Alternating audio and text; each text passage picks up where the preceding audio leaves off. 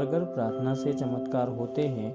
वैज्ञानिक प्रार्थना मस्तिष्क के चेतन और अवचेतन स्तरों के बीच की ऐसी सामंजस्यपूर्ण परिस्थितियां हैं या क्रिया है जिसे किसी विशिष्ट उद्देश्य को पाने के लिए वैज्ञानिक तरीके से निर्देशित किया जाता है। यह पुस्तक आपके भीतर छिपी अनंत शक्तियों के दोहन और वैज्ञानिक तरीके सिखाएगी। यह पुस्तक आपको यह सब कुछ पाने में सामर्थ्य बनाएगी जो आप जीवन में सचमुच चाहते हैं। आप अधिक सुखी, पूर्ण और समृद्ध जीवन चाहते हैं। इस चमत्कारी शक्ति का इस्तेमाल करके आप रोजमर्रा के जीवन को सुखी बनाएं, अपने काम धंधे की समस्याएं सुलझाएं और पारिवारिक रिश्तों में सद्भाव लाएं। इस पुस्तक को बार बार पढ़ें। इसमें आपको जानकारी मिलेगी कि यह अद्भुत शक्ति कैसे काम करती है और आप अपने भीतर छिपी प्रेरणा तथा बुद्धिमानी को सामने कैसे ला सकते हैं।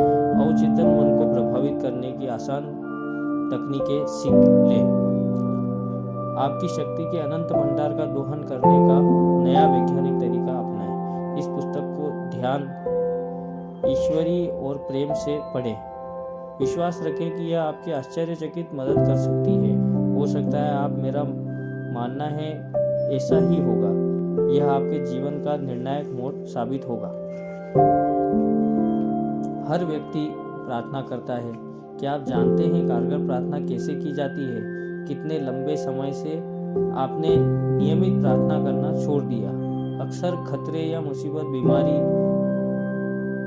या मौत के करीब आने पर आपातकालीन स्थिति में प्रार्थनाएं मुंह से निकलती हैं। रोजमर्रा की खबरों पर एक नज़र डालें। देशवासी किसी असाध्य बीमारी से पीड़ित बच्चे के लिए प्रार्थना कर रहे हैं। देशों के बीच शांति के लिए दुआएं मांग रहे हैं। किसी खदान में पानी भर जाने के कारण फंसे खनिज के लिए प्रार्थना कर रहे हैं। बचने के बाद खनिकों ने बताया कि उन्हें भी बचाव का इंतजार करते समय प्रार्थना की थी। बेशक मुसीबत में प्रार्थना हमेशा मददगार होती है, लेकिन प्रार्थना को अपने जीवन का अखंड सृजनात्मक हिस्सा बनाने के लिए हम मुसीबत का इंतजार क्यों करें? प्रार्थना के नाटकीय चमत्कार अखबार की सुर्खियों में छपते रहते हैं, जो इस बात का सबूत है कि प्रार्थना कारगर होती है। लेकिन प्रार्थना के अन्य प्रकार भी हैं, जैसे बच्चों की छोटी छोटी प्रार्थनाएं, हर दिन भोजन के वक्त ईश्वर का स्मरण, ईश्वर के साथ संप्रेषण की इच्छा से की गई धार्मिक आराधनाएं। मैंने बहुत समय तक प्रार्थना की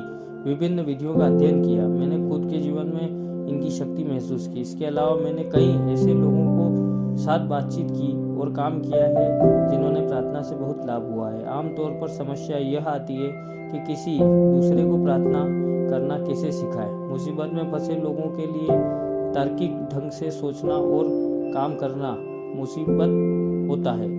उनकी समस्याएं उन पर हावी हो जाती है और सुनने समझने की क्षमता कम कर देती है। उन्हें कोई आसान फार्मूला चाहिए जिसके पालन से वे ये सब कर सके। कोई कारगर तरीका जो सरल लेकिन खास हो।